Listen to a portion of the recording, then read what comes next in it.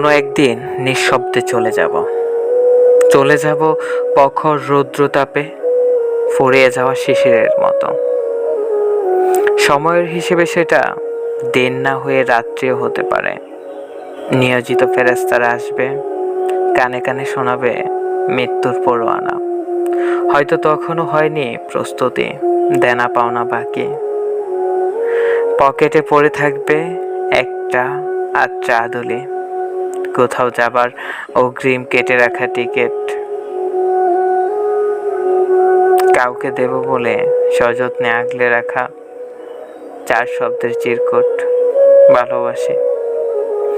হয়তো দাঁড়িয়ে থাকবো তখন, বসে কিংবা শুয়ে। আমাকে শোনানো হবে মৃত্যুর পরোয়ানা, ফেরেশতার তাড়াহুড়া।